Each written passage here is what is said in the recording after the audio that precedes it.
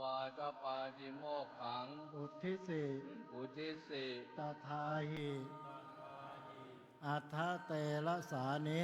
อาคาเทรสานิ ภิกขุสตานิ ภิกขุสตานิ สัพเพสังเยวะสัพเพสัญเยวะ ขีณาสวานัง ขีนาสวานัง สัพเพเต สัพเพเต เอหิภิกขุกาสัพเพปิ สัพเพหิ เตอนามันติตาวะภะคะวะโต ภะคะวะโต สันติกัง สันติกัง อาคเต อาคเต เวลุวะเน เวรุวันเน กลันทกะนิวาเป มาคาปุณณมิยัง อาคาปุณมิยัง วัฏมานะกัจฉายายะตัสมิงสันนิปาเต ตัสมิงสันนิปาเต ภควา วิสุทธุโปสถัง อากาสิ อากาสิ โอวาทปาติโมกขัง โอวาทปาติโมกขัง อุทิสิ อุทิสิ อายัง อายัง อัมหากัง อัมหากัง ภควะโต ภะคะวะโต เอโกเยวะ เอโกเอวะ สาวกสันนิปาโต สันนิปาโต อโหสิ อโหสิ จาตุลังคิโก จาตุรังคิโก อัฏฐเตระสานิ อัตเตรัสสานิ ภิกขุสตานิ ภิกขุสตานิ สัพเพสังเยวะ สัพเพสัญเยวะ ขีณาสวานัง ขีนาสวานัง มยันทานิอิมัง อิมัง มาคาปุณณมี มาคาปุณมี นักขตะสมยัง นักขตสัมมยัง ตักกาละสัติสัง สัมปัตตา สัมปัตตา จิระปรินิพพุตัมปิ ปรินิพุตามปี ตังภควันตัง ตังภะคะวันตัง อนุสรมานาอิมัสมิง อิมัสมิง ตัสสะ ตัสสะ ภควะโต ภะคะวะโต สักขีภูเต สักขีปูเต เกติเยอิเมหิ ยิเมหิ ทันดาทีปะ ทีปะ ทูปะ ทูปะ ปุพาทิสกาเลหิ ปานิสกาเลหิ ตังภควันตัง ตังภะคะวันตัง ตานิ ตถา จะอัฏฐเตระสานิ อัตตเตรัสสานิ ภิกขุสตานิ ภิกขุสตานิ อภิปูชยามิ อภิปูชยามิ สาธุโนพันเต สาธุโนพันเต ภควา สาวกสังโฆ สาวกสังโฆ สุจิระปรินิพพุโต สุจิระปรินิพุตโต คุเนหิ กุเนหิ ทละมาโน ชนะมาโน อิเม อิเม สกาเล สกกาเล ทุกตาปนากาลภูเต กาลภูเต ปฏิคันหาตุ ปฏิคันหาตุ อัมหากัง อัมหากัง ทีคลตัง ทีฆลตัง หิตายะ หิตายะ สุขายะ สุขายะ นิมนต์ไปจุดข้างล่างนะครับ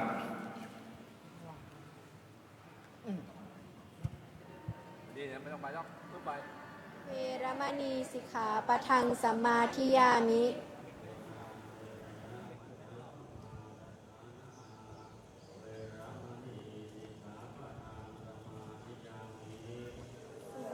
มีระยะมชาปมาทฐานา เวรมณีสิกขาปะทังสัมมาทิยามิ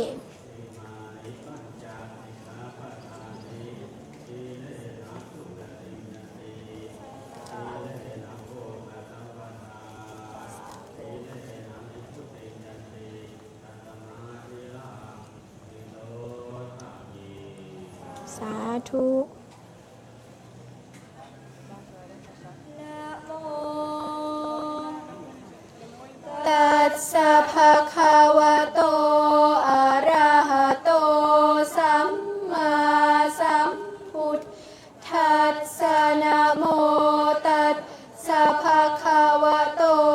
อะระหะโต สัมมา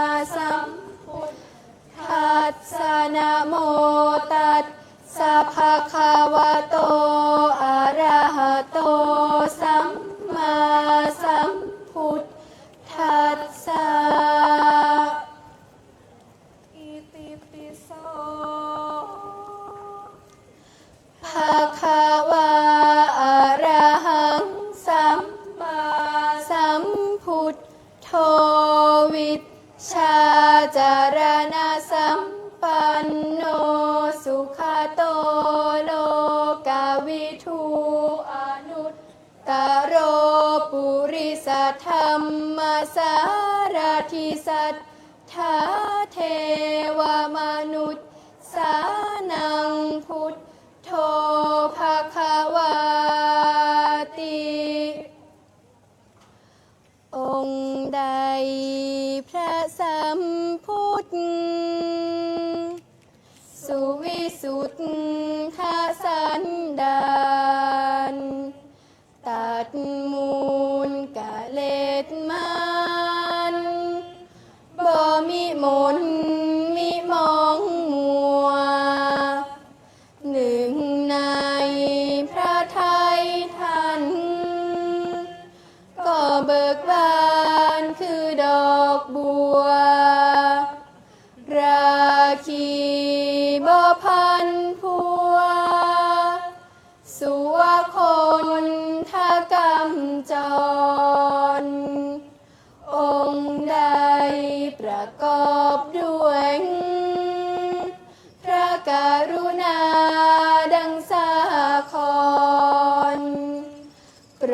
ดหมู่ประชากรมาลาโอคกันดานชี้ทางบรรเทาทุกข์และชี้สุขเกษมสารชี้ทางพระนฤพานอันพ้นโศกวิโย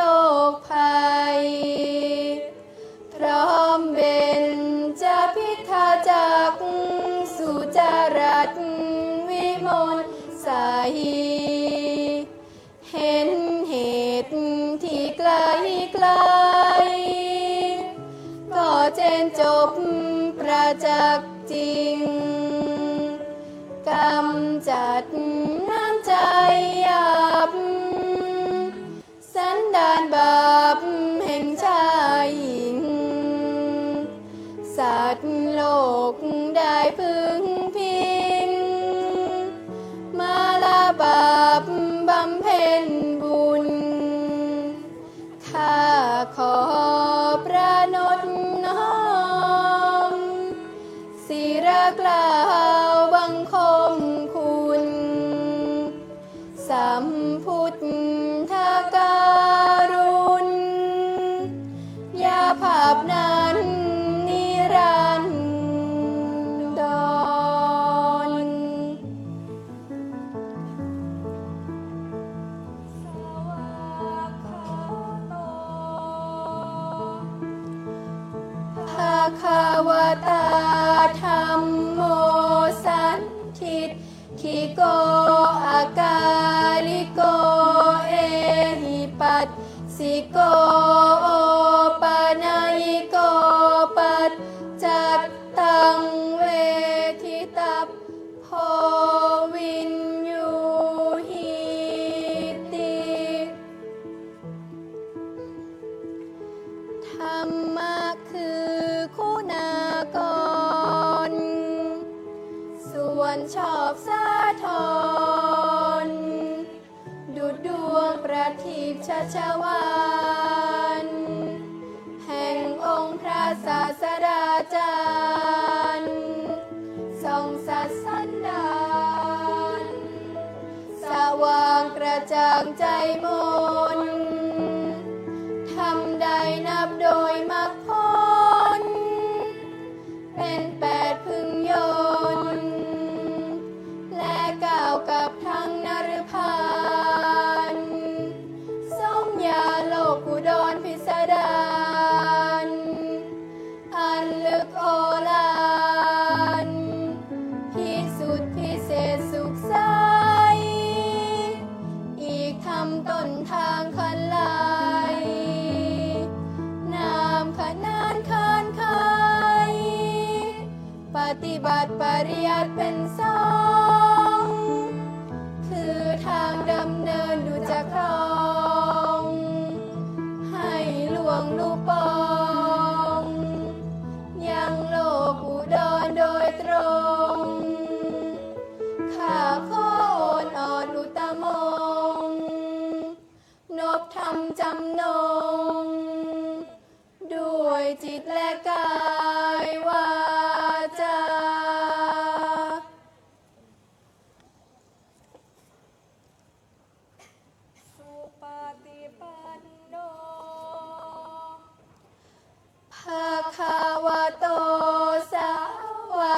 สังโฆอุชุปฏิปันโนภะคะวะโตสาวกสังโฆยายาปฏิปันโนภะคะวะโตสาวกสังโฆสามี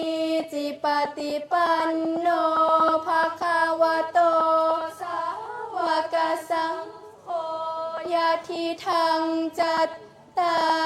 ริปุริสายุคานิอัตถปุริสปุกขลาเอสะภะคะวะโตสาวกสังโฆอาหุนายโยปาหุนายโยทักขินายโยอัญชลีการณิโยอนุตตรังปุญญเขตังโลกัสสาติทรงได้สาวกศาสดารับปฏิบัติมาแต่องค์สมเด็จพระควันเห็นแจ้งจตุสัจเสร็จบรรลุทางที่อันระงับและดับทุกภัยโดยเสด็จพระผู้ตรัสไตรปัญญาผ่องใสสะอาดและปราดมัวมองเหินห่างทางข้าศึกปองบ่มีลำพอง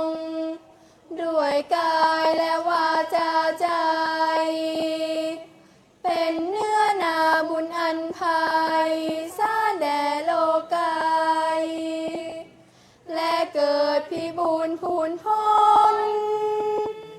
สมญาเอารถทศพลมีคุณอานนท์อเนกจะนับเหลือตราข้าขอนบหมู่ภาษาราพกทรงคุณานุคุณประดุจรำพันด้วยเดชบุญข้าอภิวันพระไตรรัตน์อันอุดมดิเรกนิรสัยจงช่วยขจัดโพยภัยอันตรายใดๆจงดับและกลับเสื่อมสูญ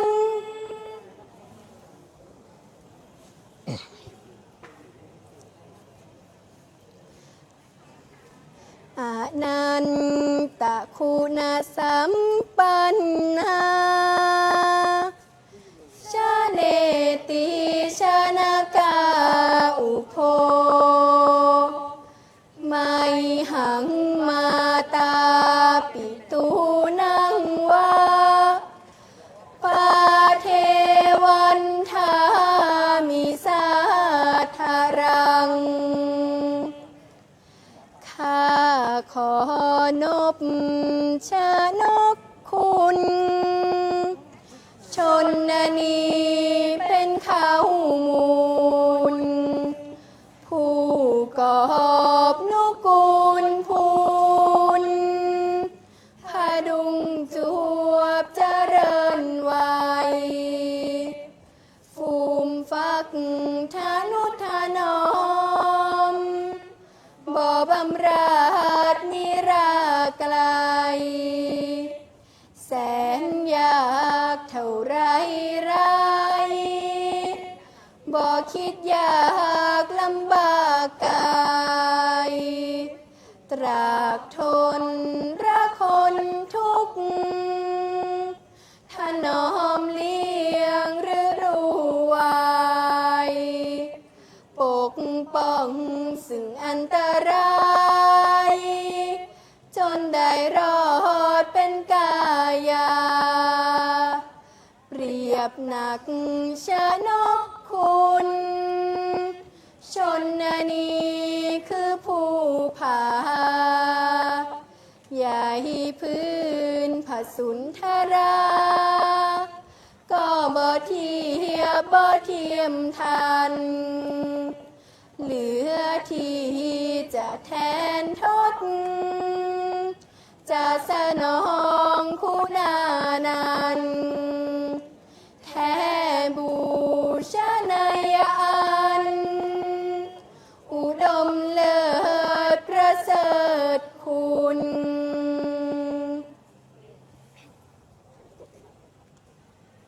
ปาเจราจาริยาโหติคุณุตตรานุสาสกา ปัญญาวุฒิกะเรเตเต ทินโนวาเทนะมามิหัง อันหึงค่าคำนับน้อม ต่อพระครูผู้การุณ โอบเอื้อและเจือจุน อนุสาสทุกสิ่งสรรค์ยังบ่ทราบก็ได้ทราบ ทั้งบุญบา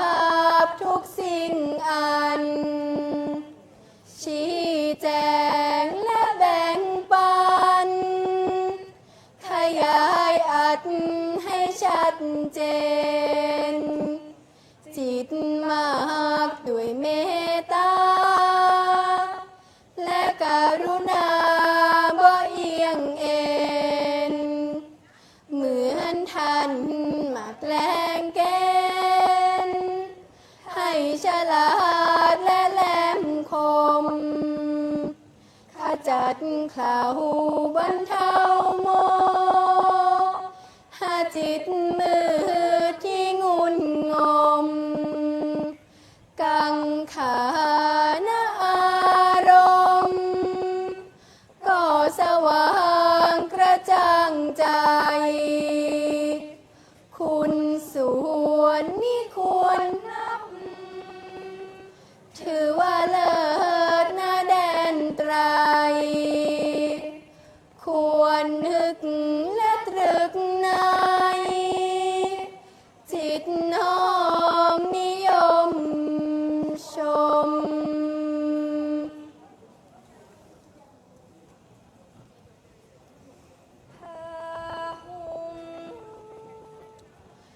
สหัสสมาพินิมมิตาสาบุทันตังคลีเมฆาลังอุทิตาโครสเสนามารังธานาทิธรรมวิธินาชิตวามุนินโทตันเตชะสะภาวตุเตชายสิทธินิจจัง ปางมือพระองค์ปรมาพุทธ ทาวิสุทธาศาสดา ตรัสรู้อนุตตรสมาธินโพธิบัลลังก์ ขุนมารสหัสสะพาหุภาหุวิชาวิชิตขลัง ขีคีริเมฆาลาประทัง ข้าชาเหี่ยมกระเหิมหัน แสงเสกสาราวุธประดิษฐ์ การคิดจะร้อนรานรุมพลพาหนพายุหาปานพระสมุทรท่านองมา หวังเพื่อผจญวรมุนินทาสุชินนราชา พระปราบพาหุนพายุหามาพระมาเหลืองมาลายสูญด้วยเดชะองค์พระทัศพลสุวิมลละภัยบุญทานาที่ทำมาวิธีกุลชานะน้อมมโนตามด้วยเดชะสัจจะวาจนาและนามามีองค์สามขอจงนิกรพาลสยามชายสิทธิ์ที่ทุกวันถึงแม้จะมีอริวิเศษพาลเดชชาเทียมมันขอไทยผาจนพิชิตพลันอาริแมนมุนินทร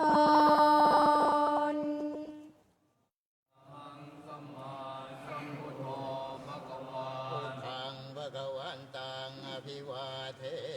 มิ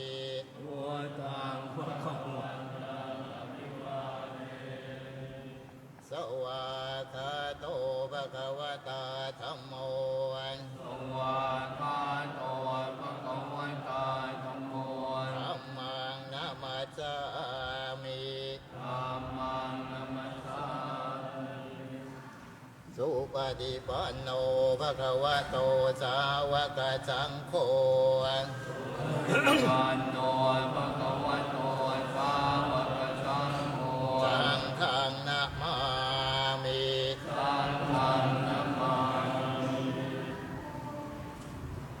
นะโมตัสสะภะคะวะโตสัมพุทธัสสะนะโมตัสสะภะคะวะโตอะระหะโตสัมมาสัมพุทธัสสะนะโมตัสสะภะคะวะโตอะระหะโตสัมมา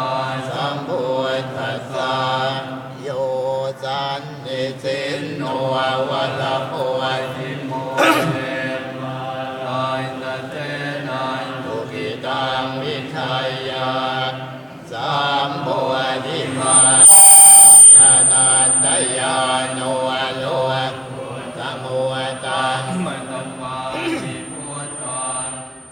เยจะพุทธานาตินาจะเยจะพุทธาอนาคตาปัจจุบันนา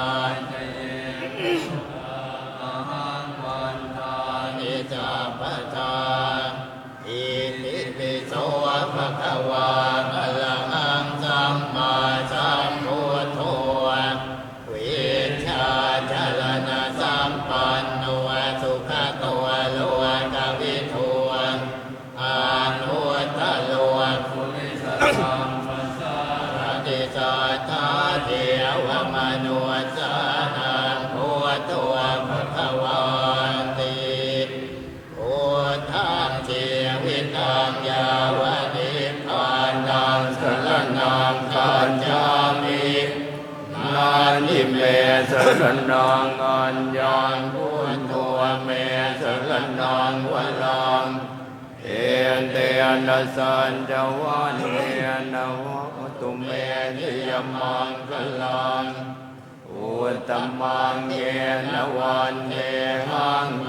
ธรรมังสุงวานุนธรรมังพุนเฮโยก็เรียนโดนโหสวงพุนโหก็มันดุตังมัมมัง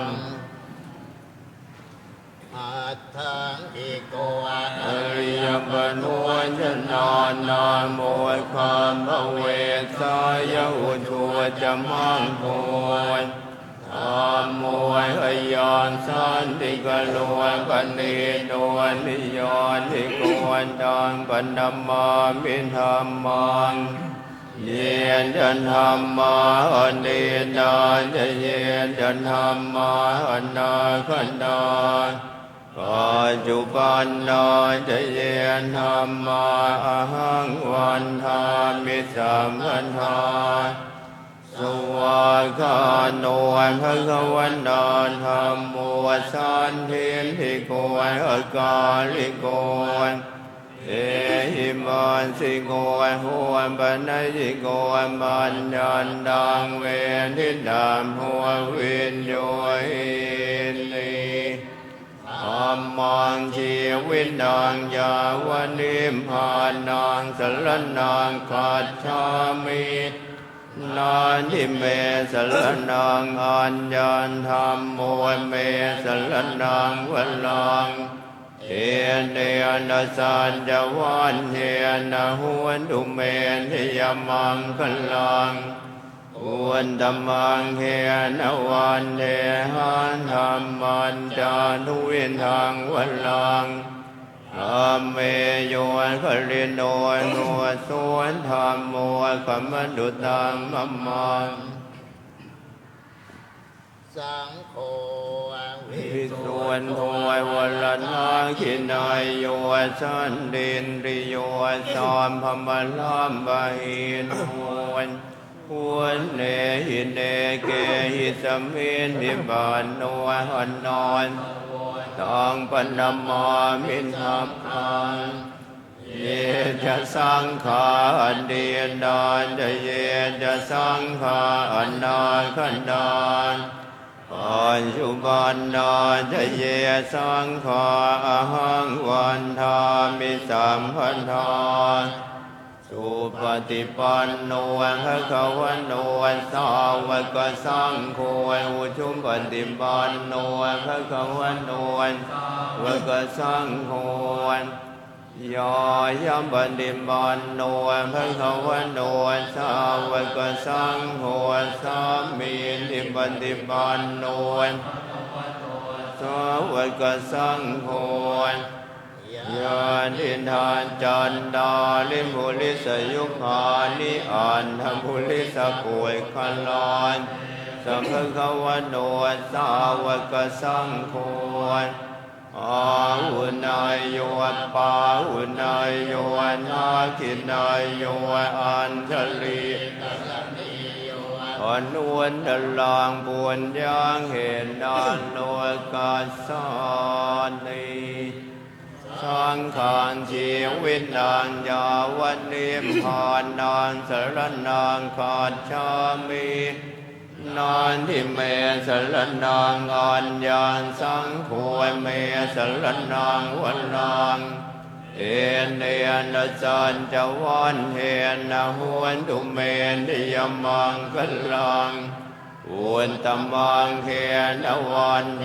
หังสังขันจานุวินหุนธรรมังสังเขโยคลิโนโทโสสังโฆคัมมันดุตังมัมมัง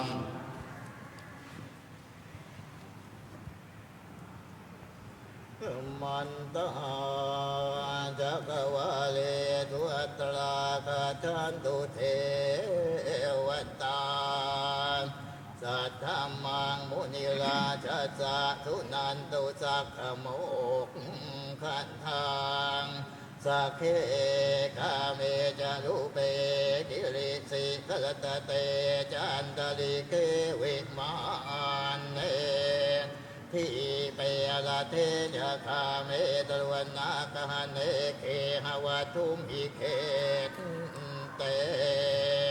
กุมมารจายันโตเทวานจระถาลวิจเมอัญญาคันตาภานาอาคารติทันตานสันติเกยังมุนิวรวจนังสาธโวเมสุนันโตธรรมะสวนกาโลยามพระทันตาธรรมะสวนกาโล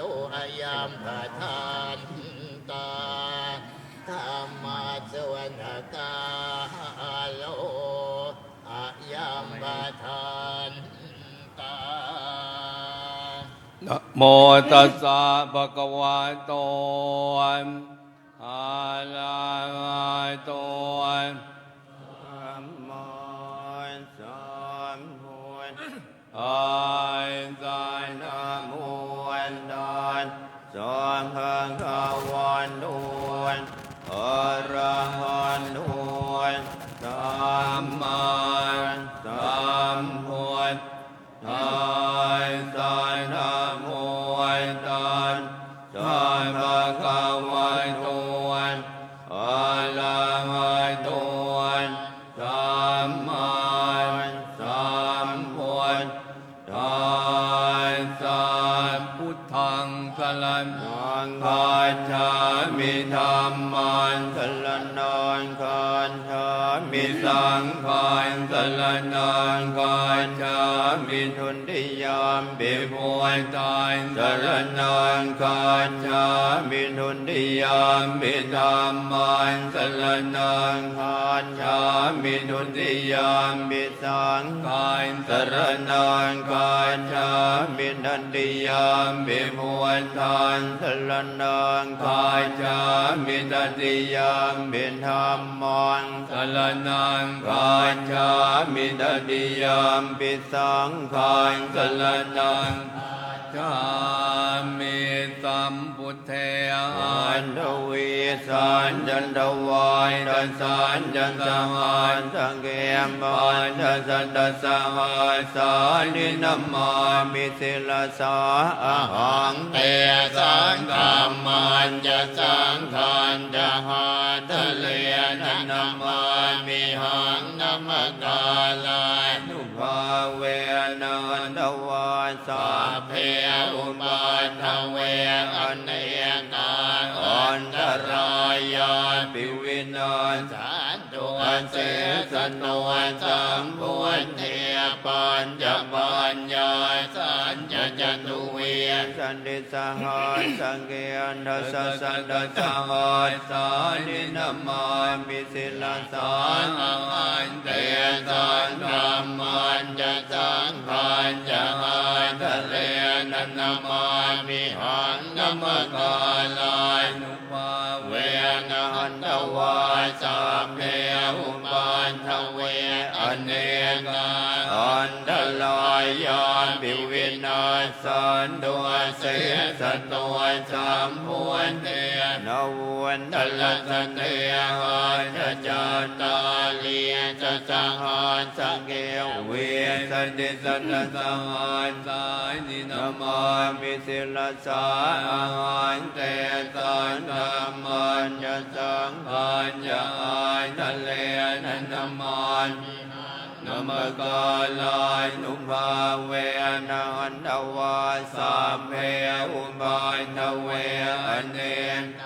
อันตรายาปิวินาสันโนเสมสันโนนะโมมะลาโตสัมมาสัมพุทธาสัมมาเหสิโนนะโมโหธรรมธรรมันภายตาเสวะเตนิทันนโมมหาสังฆาสาปิวิสุทธิเสละเตียนติโนนะโมโอมัทยาลาตาสละตนอนทยอยสัสสานุกานนะโมโหมกาเตียตาสตาสวายทวนทยอยสมินนะโมกาลาปะภาเวนวิกาจานุปาณวานะโมกาลานุภาเวนสุวรรณหวนตุสัมพันธานะโมกาลาสติเจนวินิมิหัวมิเตนทวารอนุตตลังอภิสัมโพธิงสัมพุทธิตวาตถาคโตปะทะมังยังเทเสสิธรรมจักกังอนุตตลังสัมมาเทวะปวัตเตนโตโลเกอปฏิวัติยัง ยะถาคาตาอุโภอันตาปฏิปติจามาจิมานจาตุสวาลิยาสเจตุวิสุทังญาณทัสสนังเทสิตังธรรมลาเทนะสัมมาสัมโพธิกิตตันนังนาเมนะวิสุตังสุตังธรรมจักขปวัตตันนังวยากลนาปะเทนะสังคีตันตามพันนามะเสเอวเมสุตานเยกันสมยังภควาภาลานัสิยังวิหารติสิบันดเนมิขณาเยนะตระคุยภควาปัญจวัคคีเยมิคุยมอนเลจินดเวเมมิขเวอันดามปามพันจินเตอนันเสวิตามายวนจายังกามเมนวสุขาลิกานุโยคอยโนขามวนปวนหวนจันติโกหันลิโยหันนอนดสันนิโตโยนยังอันตะกิลัมบันหานุโยหวนถวยคุยอันลิโยอันนันดสันนิโตเอ็นเดนเดพินอุโมยอันเดอนุปคามมานจิมานปฏิปันนานานากันเดนาภิสัมมุนนาจากุกลนียานกลนียะวิญญายะสัมโมนายะนิมานายะสังวานดันติกันดมานจะสามิกเวมานทิมานปันติปันนาดันดาคันเตนะปิสัมพุนทาจาคุกรณียานกลนีอุปสัมมายะวิญญายะสัมโมนายะนิมานายะสังวานดันติยะเมวะลิโยอันทังกิโกมันโหนยันทินทานสัมมาทินิสัมมาสังกัปปะสัมมาวาจาสัมมากัมมันโตสัมมาอาชีวะสัมมาวายามะสัมมาสติสัมมาสมาธิอายังโคสามิกเวมัชฌิมาปฏิปทาสันดากันเดนะหัมปิสัมพุนทาจารคุกรณียานกลนีอุปสัมมายะวิญญายะสัมโพนายะนิมานายะสังวานตันติอินทางควรปัณณภิกขเวทุยขังอริยสัจจางฌานติปินทุยจลานปินทุยขามรณามปินทุยขันสวยขบรินเทวันทุยขันทุยมันนอยสุปายาสาปินทุยข้าอัมพิเยหิสัมปโยโคด้วยโคพิเยหิเวปโยด้วยโคยามเป็นชานลปฏิตามปิด้วยขันสังกิตเตนะปัญจุบันนาขันนาด้วยขันทางโคปัณณภิกขเวด้วยกัสมุทัยโยอริยสัจจางญายังโอนโนมภวิกานันทิลากัสหกันนันตาตรตราตราพินันทินีสายนินางกามตันปวันตันหาวิมวันตันหาอินทางควรปัณภิกขเวทวยขันธิลวนทวยอริยสัจจายโยนดานสาเยวันตันหายะเสนสวิราขันธิลวนทวยจากโคปฏินินมวนเดอนอนละโยอินทางควรปัณณภิกขเวนถวยกันดิโลนทกามิเนียปฏิปทาอริยสัจจังอายเมวะอริโยนอิโกมันขวสายยันทินทานสัมมาทินทิสัมมาสังกัปปะสัมมาวาจาป มากัมมันโตสัมมาอาชีวะสัมมาวายามะสัมมาสติสัมมาสมาธิตังตัวขังอริยสัจจันติเมพิขเวปุมเพหันนุสุเตสุธรรมเมสุจักคุณอุณธรรมานทิยายนอนอุณธรรมานทิปัญญาอุณธรรมานทิเวนชายอุณธรรมานทิอาโลนอุณธรรมานทิดังควรปณิธานตัวข้างอริยสัจจังปริญญายันติเมพิปุมเพหันนุสุเตสุธรรมเมสุจักคุณอุณธรรมานทิยานนายอุณธรรมานทิปัญญาอุณธรรมานทิเวนชายอุณธรรมานทิอาโลนอุณธรรมานทิดังควรปณิธานตัวข้างอริยสัจจังปริญญาตันติเมพิขเวมัวเปยอันนุสุเตสุธรรมเมสุจักคุณอุณธรรมานทิยานนางอุณธรรมานทิปัญญาอุณธรรมานทิเวนชานวิหารโลโกอุณธรรมานที่อินทานห้วยขสมุนทโยอริยสัจจันติเมพิขเวปุมเพนสุเตสุธรรมเมสุจักคุณอุณธรรมานที่ยานนางอุณธรรมานที่ปัญอุณธรรมานที่เวนชายอุณธรรมานที่อาโลนอุณธรรมานที่ดังควรปณิธานถ้วยกัสมุนทโยอริยสัจจังปหาตัมพันติเมพิขเวปุมเพหันนุสุเตสุธรรมเมสุจักคุณอุณธรรมานที่ยานนางอุณธรรมานที่ปัญญาอุณธรรมานที่เวนชายอุณธรรมานวิหารโลโกอุณธรรมานที่ดังควรปณิธานถ้วยกัสมุนทโยอริยสัจจังบหินันติเมพิอุมเพหันนุสุเตสุธรรมเมสุจักคุณอุณธรรมานที่ยานนางอุณธรรมานที่ปัญญาอุณธรรมานที่เวนชายอุณธรรมานที่อาโลนอุณธรรมานที่อินทานถ้วยขันธิโลนถ้วยอริยสัจจันติเมพิขเวปุมเพหันนุสุเตสุธรรมเม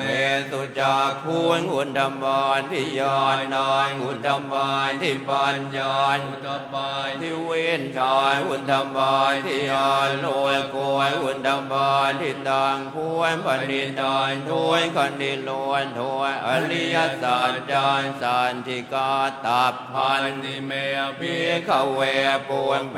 หันนุสุเตสุธรรมเมสุจักคุณอุณธรรมานที่ยานนางอุณธรรมานที่ปัญญาอุณธรรมานที่เวนชายอุณธรรมานที่อาโลนอุณธรรมานที่ดังควรปณิธานถ้วยขันธิโลนถ้วยอริยสัจจังสัจจิกตันทิเมพิขเวมัวเปยอันนุสุเตสุธรรมเมสุจักคุณอุณธรรมานที่ยานนางอุณธรรมานที่ปัญญาอุณธรรมานที่เวนชายอุณธรรมานที่อาโลโกอุณธรรมานที่อินทานถ้วยกันดิโลนทคามินีปันติปันธาอริยสัจจันติเมเวปุมเพหันนุสุเตสุธรรมเมสุจักคุณอุณธรรมานที่ยานนางอุณธรรมานที่ปัญญาอุณธรรมานที่วิชาอุณธรรมานที่อาโลโกอุณธรรมานที่ดังควรปณิธานด้วยกันดิโลนทคามิเนียปฏิปทาอริยสัจจังภาเวตาพันติเมพิขเวปุเพหันนุสุเตสุธรรมเมสุจักคุณอุณธรรมานที่ยานางอุณธรรมานที่ปัญญาอุณธรรมานที่เวนชายอุณธรรมานที่อาโลนอุณธรรมานที่ดังควรปณิธานถ้วยกันดิโลนทคามิเนียปันติปันธาอริยสัจจังภาวิตันติเมพิขเวปุเพหันนุสุเตสุธรรมเม ตุจักขุงอุทธปาติ ทิยานนางอุณธรรมบานทิมบานยายอุณธรรมบานที่เวนยายอุณธรรมบานที่ อา อา โล โล โกอุทธปาติยามานางเทวานางสัตตังสุทวาจาตุมมหาลาจิกาเทวาสัต ธรรมนุน สาเวตุมจาตุมมหาลาจิกานางเทวานางสัตตังสุทวาตาวติงสาเทวาสัต ธรรมนุน สาเวสุงตาวติงสานางเทวานางสัทธังตุตวายามาเทวาสัต ธรรมนุน สาเวสุงยามานางเทวานางสัทธังตุตวาตุติตาเทวาสัตธรรมนุนสาเวสุตุติตานางเทวานางสัทธังตุตวานิมมานรเตียเทวาสัทธมโนสาเวสุนิมมานร ติ นางเทวานางสัทธังสุตวาปลนิมิตวสวัตเตียเทวาสัทธมโนสาเวสุปลนิมิตวส สวัส เตียนางเทวานางสัทธังสุตวาพระมกายิกาเทวาสัทธมโนสาเวสุงเอตัมภะคะวตาภา ลาย นาจิยังอิติปตะเนียมิกตาเยอนุตตลานธรรมจักกัง ทิตัง อาปฏิวาทิยังสมณเณนะวาพระมเณนะวาเทเวนะวามโหเลนะวา พระมุ มุ น นาวาเกนะจิวาโลกัสมินติติหะเตนะคะเนนะเตนะโมโหเตนะยาวะพระ มโล กาสะทัวหามัวคาญิอายันจะจะจะจะหาสีโลวะ ปันทอนตุสังกรรมปิสัมปกรรมปิสัมปเวนิอาปมาโนจะหัวลาโลหัวพาโสโลเกปายตุลาหัวสิอติกรรมเม วะเทวะ วานางเท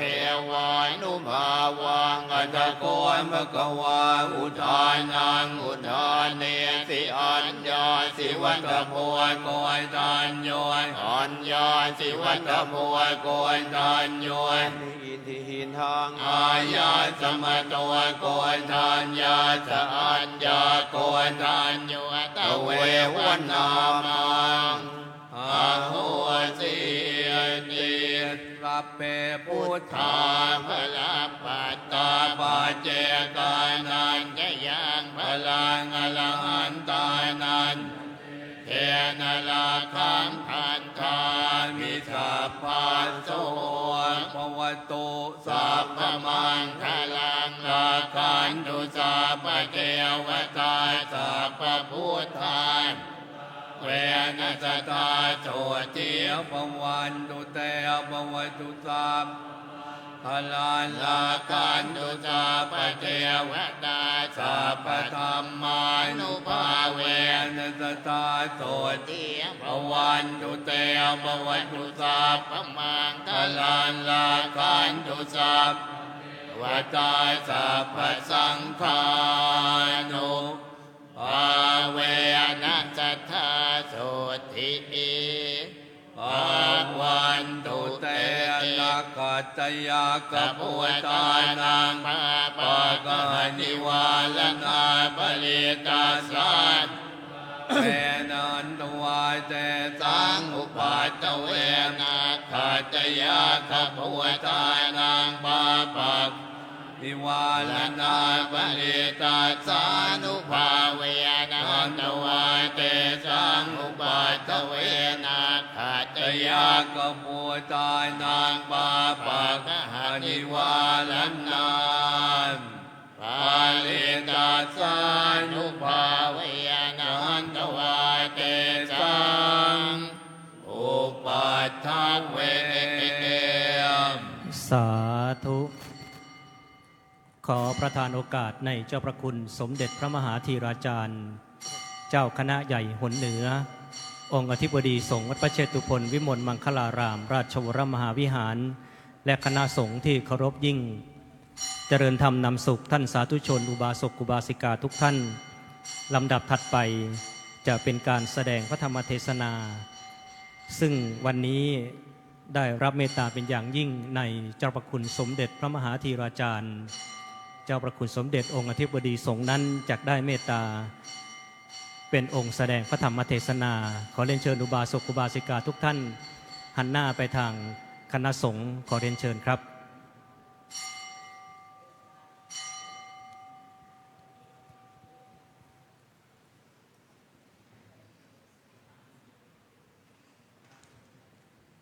วัดพระเชตุพนวิมลมังคลาราม ราชวรมหาวิหาร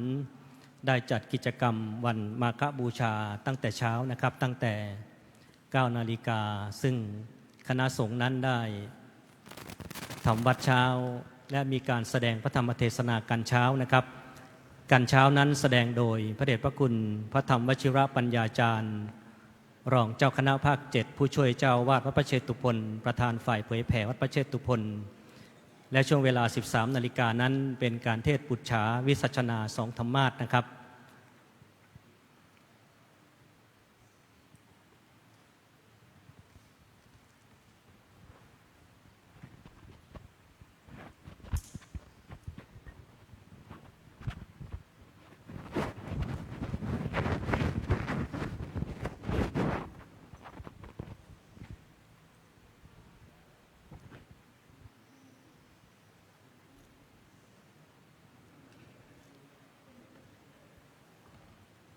ขอเรียนเชิญสาธุชนทุกท่านประนมมือขึ้น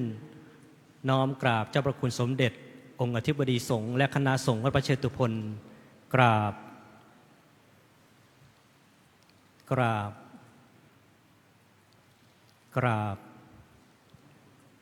ลำดับถัดไปขอเรียนเชิญคุณถาวรตั้งตรงจิตเป็นผู้แทนคณะอุบาสกอุบาสิกาจุดเทียนส่องธรรมขอเรียนเชิญครับ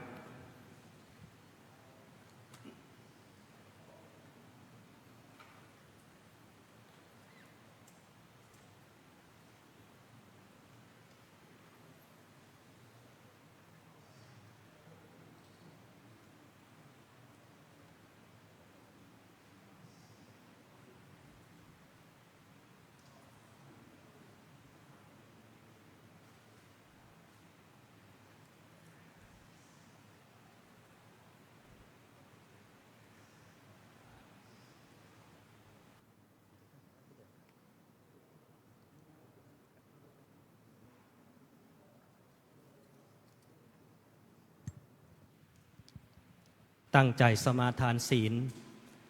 มะยังพันเตวิสุงรักขณทายะติสรเนนะสหปัญจศีลานิยาจามะทุติยัมปิมะยังพันเตวิสุงรักขณทายะติสรเนนะสหปัญจศีลานิยาจามะตติยัมปิมะยังพันเตวิสุงรักขณทายะติสรเนนะสหปัญจศีลานิยาจามะนะโมตัสสะภะคะวะโต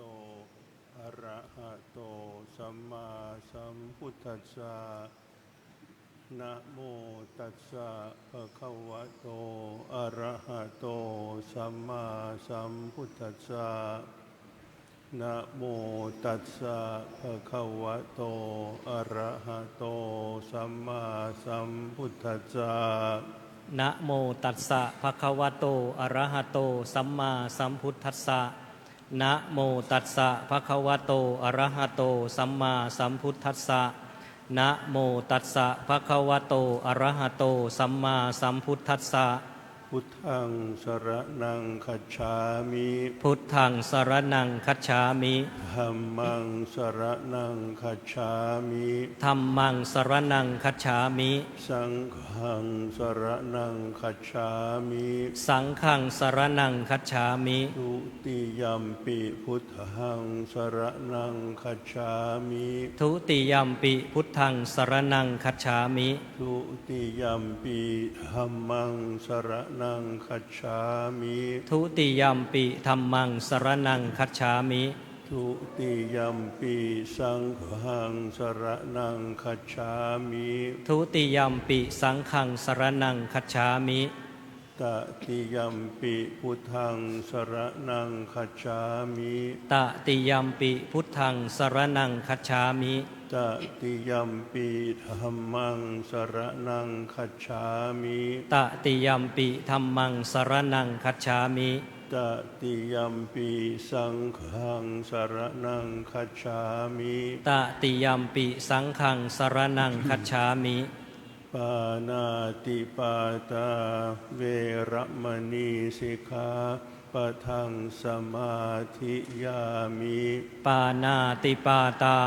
เวระมณีสิกขาปะทังสมาธิยามิ อทินนาทานาเวระมณีสิกขาปะทังสมาธิยามิ อทินนาทานาเวระมณีสิกขาปะทังสมาธิยามิ กาเมสุมิจฉาจาราเวระมณีสิกขาปะทังสมาธิยามิ กาเมสุมิจฉาจาราเวระมณีสิกขาปะทังสมาธิยามิ มุสาวาทาเวระมณีสิกขาปะทังสมาธิยามิ มุสาวาทาเวระมณีสิกขาปะทังสมาธิยามิ สุราเมรยะมัชฌะปมาดฐานาเวระมณีสิกขาปะทังสมาธิยามิ สุราเมรยะมัชฌะปมาทฐานาเวระมณีสิกขาปะทังสมาธิยามิ อิมานิปัญจสิกขาปทานิสีเลนะสุขติงยันติสีเลนะโภคสัมปทาสีเลนะนิพพุติงยันติตัสมาสีลังวิโสทะเย สาธุพลัมมาจโลกาธิปติสหัมปติกัดอัญชลีอันทิวรังอายาจทาสันติทะสัตตาปรชักขะชาติกาเทเสตุธัมมังอนุกัมปิมังปะชัง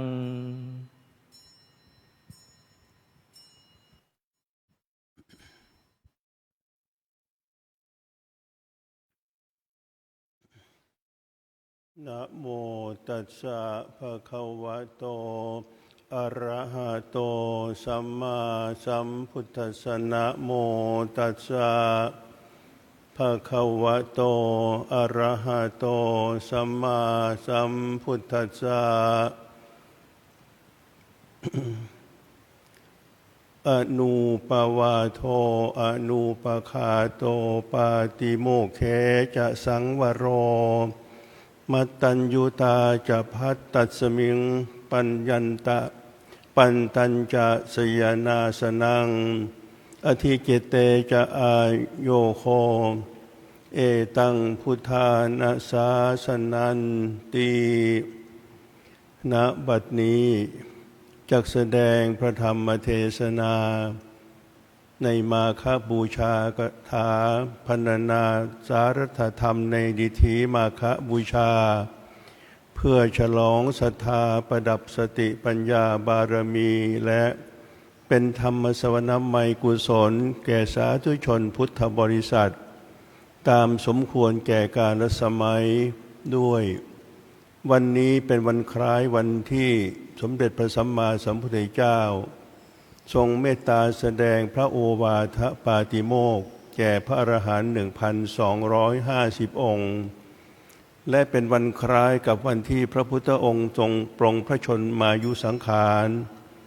สาธุชนพุทธบริษัทจึงถือเอาวันนี้เป็นวันสำคัญในพระพุทธศาสนาวันหนึ่งและทำการบูชาเป็นกุศลพิเศษเรียกกันว่ามาฆบูชาแปลว่า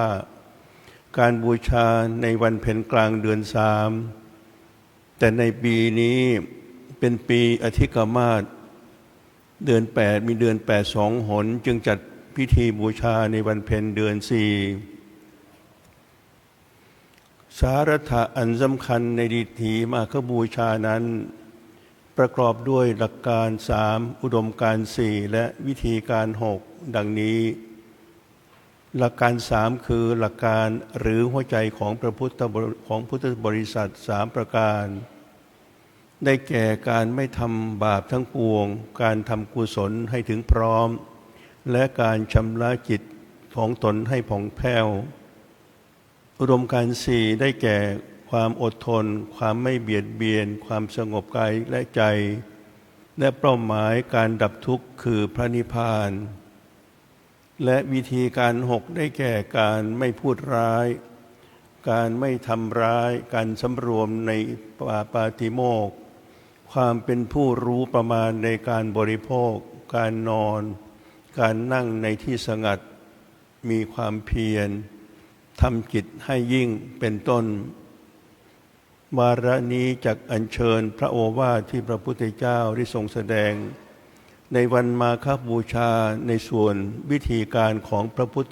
พุทธบริษัทมาเป็นอุเทศ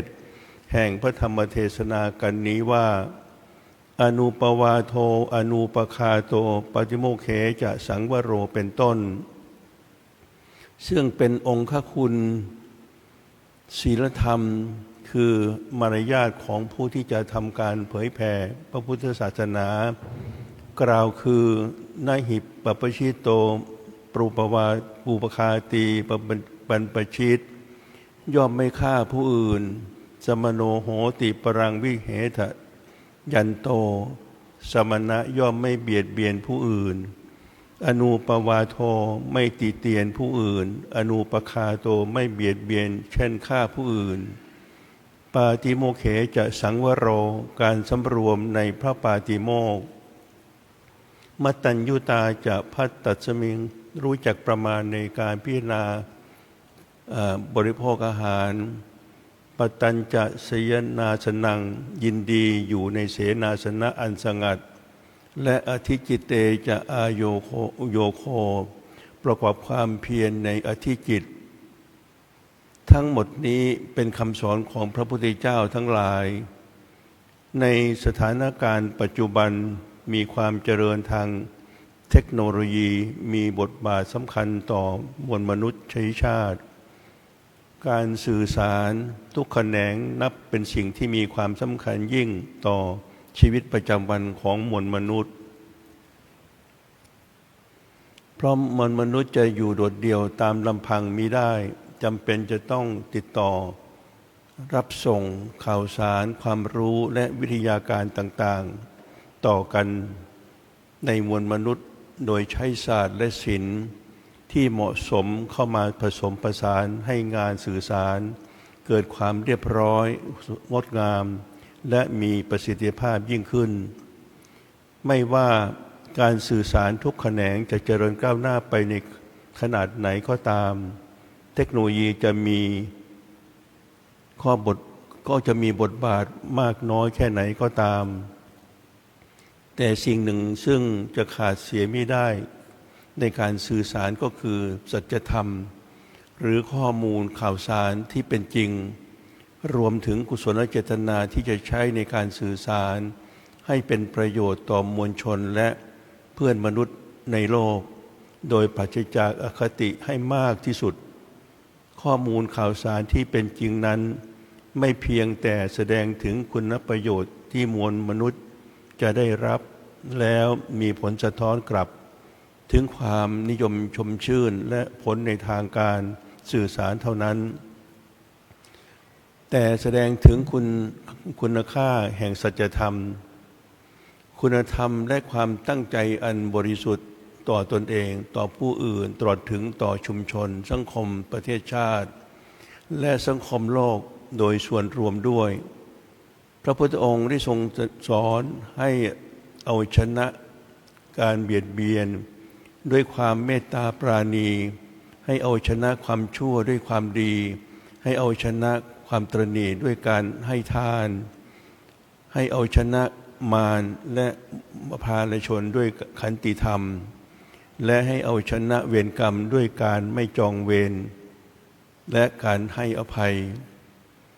ช ฉะนั้นการเอาชนะสงครามได้ก็ด้วยการไม่ทำสงครามนั่นเอง และการที่จะกระทำเช่นนั้นได้จะต้องเริ่มต้นด้วยการแผ่เมตตาพรหมวิหารธรรมและการวางใจให้เป็นกลางเพราะสันติภาพไม่ใช่เกิดได้ง่ายเพียงคิดและพูดแต่จะต้องปฏิบัติจริงๆแต่ความตามหลักธรรมชาติของมนุษย์ประเทศที่มุ่งแต่อำนาจและใฝ่ผลประโยชน์ทั้งหลายย่อมมุ่งคิดแต่จะทำสงครามทุกรูปแบบตลอดเวลาเพื่อสนองความปรารถนานั้นๆไม่มีที่สิ้นสุด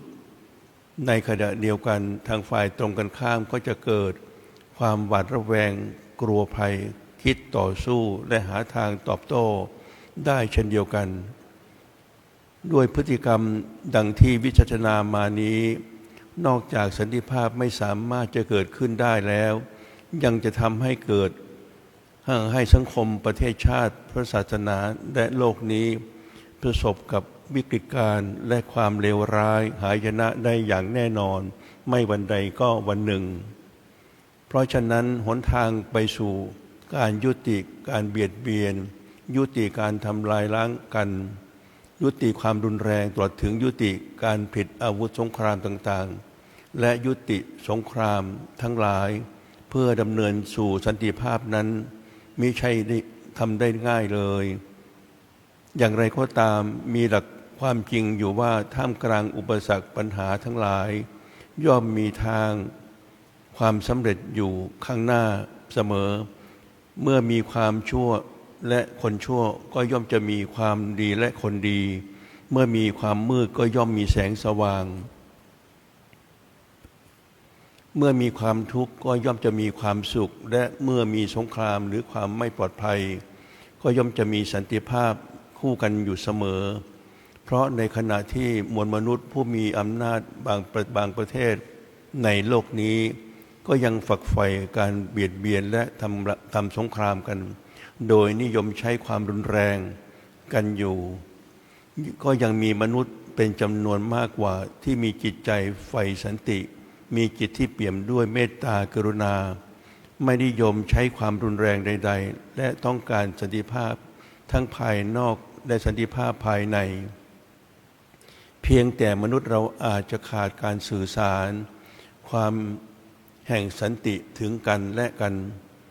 จึงเสมือนต่างคนต่างอยู่และต่างฝ่ายต่างเอาตัวรอดซึ่งถ้าปล่อยให้สถานการณ์เป็นเช่นนั้นต่อไปในที่สุดทุกคนก็อาจจะไม่มี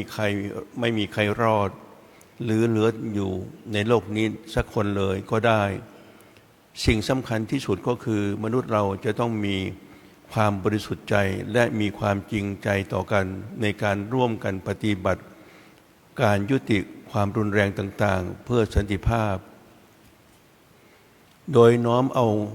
ความเมตตากรุณาและความมีไมตรีต่อกันอย่างบริสุทธิ์ใจนั้นมาปฏิบัติให้ปรากฏเป็นรูปธรรมและด้วยความบริสุทธิ์ยุติธรรมเพราะทุกท่านต่างทราบกันดีว่าจิตใจที่บริสุทธิ์ยุติธรรมนั้นย่อมมีความสำคัญและมีความจำเป็นอย่างยิ่งโดยเฉพาะสำหรับมวลมนุษยชาติในสถานการณ์ปัจจุบันนี้เพราะตามหลักแห่งความจริงบาปอกุศลหรือความชั่วทั้งหลายนั้นก็เกิดขึ้นที่ใจก่อนและขอให้เกิดปัญหาความทุกข์ความเดือดร้อนทั้งแก่ตนเองและแก่บุคคลอื่นทั้งในระดับปัจเจกชนและในระดับสังคมประเทศชาติตลอดถึงสังคมโลกดังปรากฏให้เห็นอยู่ในปัจจุบันส่วนบุญกุศลหรือความดีงามทั้งหลายก็เกิดที่ใจมนุษย์เช่นเดียวกันก่อนแล้วอำนวยผลให้เกิดความเจริญและสันติสุขความสงบเย็นออกไปในทำนองเดียวกันดังพระพุทธองค์ได้ตรัสไว้ว่ามีสุขไม่มีสุขอื่นใดจะยิ่งไปกว่าสันติความสงบสะอาดปราศจากบาปอกุศลและเวรภัยอันตรายทั้งหลายท่านสาธุชนทั้งหลายการที่ท่านทั้งหลายได้มาพร้อมใจกันบำเพ็ญบุญกุศลในวันนี้ก็เพื่อปฏิบูชาให้เกิดสันติภาพภายในจิตใจเพื่อ พื่อแก้ไขปัญหาความไม่สงบหรือ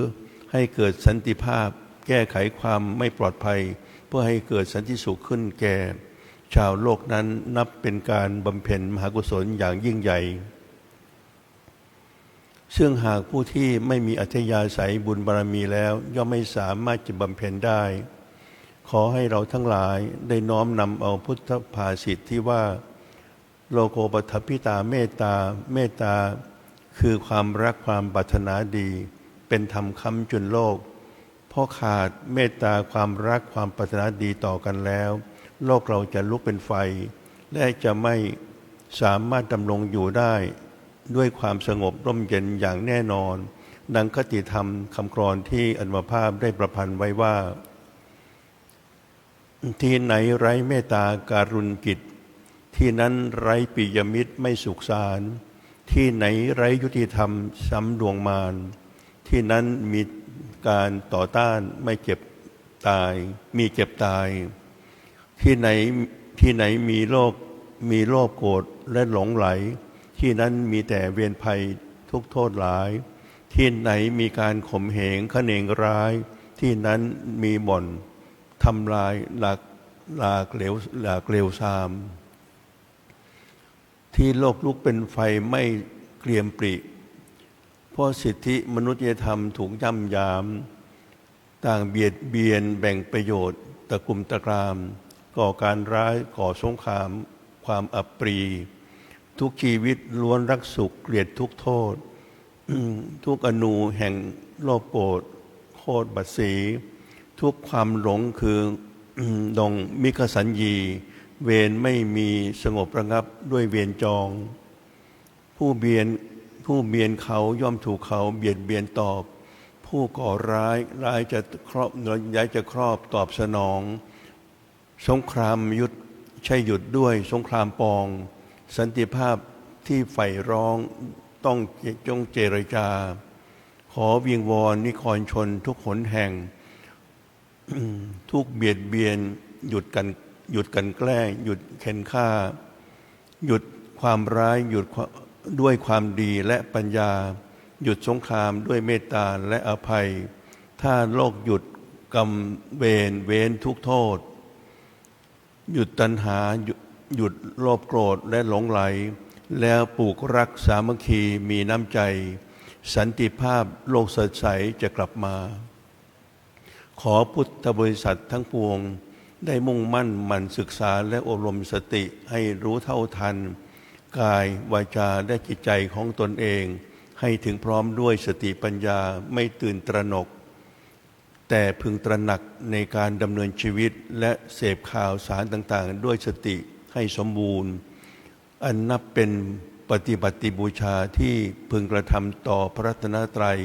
เพื่อความดำรงมั่นแห่งพระสัทธรรมของสมเด็จพระสัมมาสัมพุทธเจ้า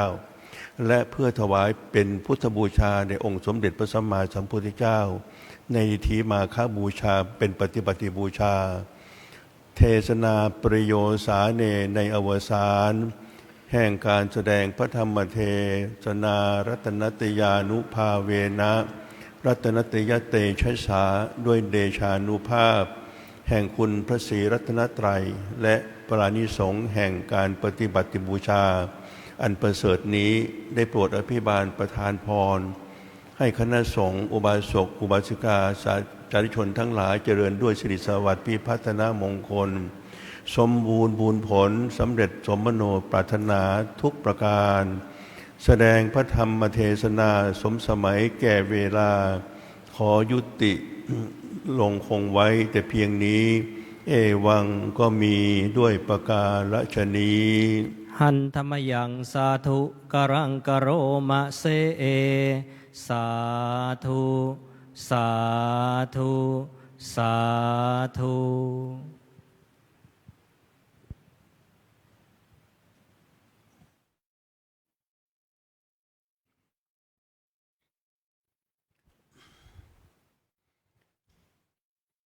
ยะถาวาริวหาปุราปริปุเรนติสาครัง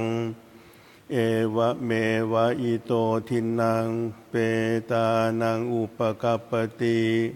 อิชิตังปฏิตังตุมหังคิปะเมวะสมิจฉตุสัพเพปูเรนตุสังกปาจันโท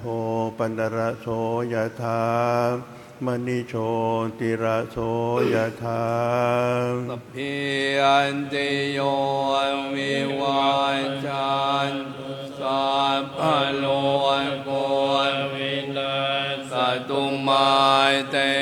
ภวัตวันตรายโยสุขีกายุโกภวะอภิวาทนาเรสเนจังมุตตาอิโนจัตตาโลธัมมาวัฏันติอายุวันโนสุขังภะลัง เจ้าประคุณสมเด็จพระมหาธีราจารย์เจ้าประคุณสมเด็จองค์อธิบดีสงฆ์วัดพระเชตุพนวิมลมังคลารามราชวรมหาวิหารประธานเมตตาแสดงพระธรรมเทศนาจบลงนะครับ วันนี้คณะสาธุชนอุบาสกอุบาสิกาทุกท่านได้รับเมตตาเป็นอย่างยิ่งในเจ้าประคุณสมเด็จองค์อธิบดีสงฆ์นะครับ ซึ่งวันนี้วัดพระเชตุพนวิมลมังคลารามราชวรมหาวิหารนั้นได้จัดกิจกรรมวันมาฆบูชาประจำปี 2569 นะครับซึ่งลำดับถัดไปนั้นก็จะได้น้อมถวายจตุปัจจัยทายธรรมเครื่องกลั่นเทศนะครับในวันนี้ได้รับเกียรติเป็นอย่างยิ่งจากดร.ไพศาลคุณพระลินวัยยาวัจกรวัดพระเชตุพนและครอบครัวนะครับจักได้เป็นผู้แทนของอุบาสกอุบาสิกาทุกท่านน้อมถวายจตุปัจจัยทายธรรมเครื่องกลั่นเทศนะครับลำดับถัดไปขอเรียนเชิญดร.ไพศาลคุณพระลินวัยยาวัจกรวัดพระเชตุพนและครอบครัวนะครับได้เป็นผู้แทนน้อมถวายจตุปัจจัยทายธรรมแด่เจ้าประคุณสมเด็จพระมหาธีราจารย์เจ้าประคุณสมเด็จองค์อธิบดีสงฆ์นะครับขอเรียนเชิญด้วยความเคารพ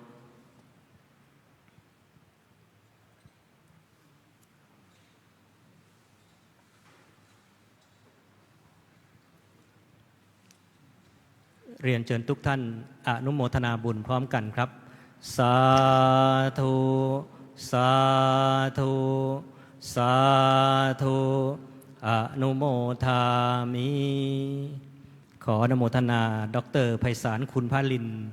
วัยยาวัจกรวัดพระเชตุพนและครอบครัวนะครับซึ่งท่านนั้นเป็นผู้มีจิตอาสาได้รับความไว้วางใจในเจ้าประคุณสมเด็จนะครับแต่งตั้งเป็นวัยยาวัจกรวัดพระเชตุพนท่านเป็น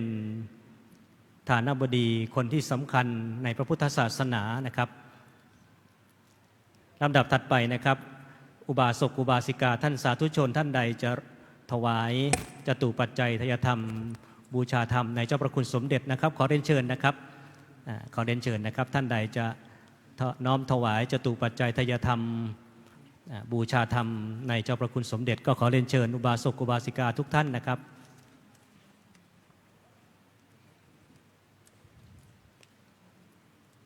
วันนี้นะครับอุบาสกอุบาสิกาท่านสาธุชน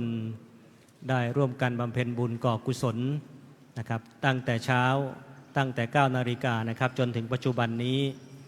ก็เวลา 20 นาฬิกา 20 นาทีก็ต้องขออนุโมทนาท่านสาธุชนทุกท่านนะครับ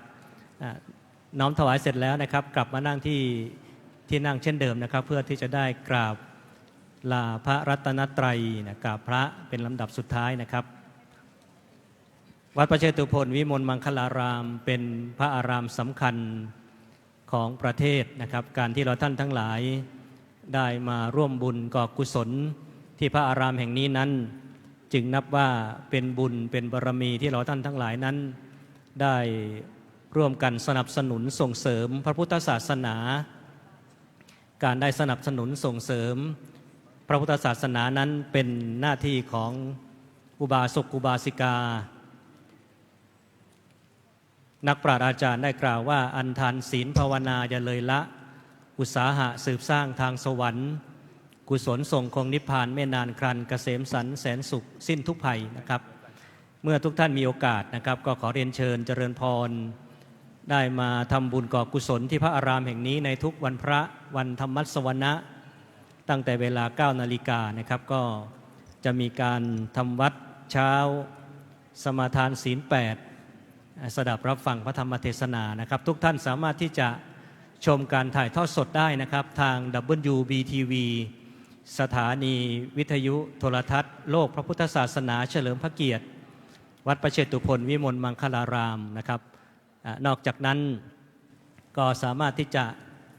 ชมการถ่ายทอดสดย้อนหลังได้หรือสามารถที่จะชมภาพนิ่งซึ่งทางฝ่ายประชาสัมพันธ์ของทางวัดนั้นได้ถ่ายภาพนิ่งบัดนี้นะครับขอกราบนิมนต์พระคุณท่านทุกรูปตามอัธยาศัย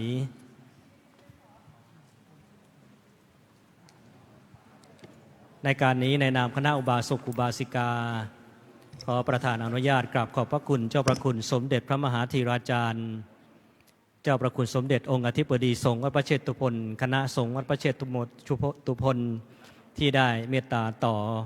สาธุชนอุบาสกอุบาสิกาทุกท่านนะครับพระคุณเท่าทุกรูปนั้นเป็นเนื้อนาบุญเป็นที่พึ่งอันประเสริฐนะครับของอุบาสกอุบาสิกานะครับน้อมถวายเสร็จแล้วเรียนเชิญทุกท่านหันหน้าไปทางองค์พระพุทธเทวปฏิมากรนะครับประนมมือขึ้นนะครับกราบพระพร้อมกันอะระหังสัมมาสัมพุทโธภควาพุทธังภควันตังอภิวาเทมิสวากขาโตภควตาธัมโมธัมมังนัมมัสสามิสุปฏิปันโนภควโตสาวกสังโฆสังฆังนะมามิน้อมกราบเจ้าพระคุณสมเด็จนะครับเชิญท่านประนมมือขึ้นครับกราบกราบ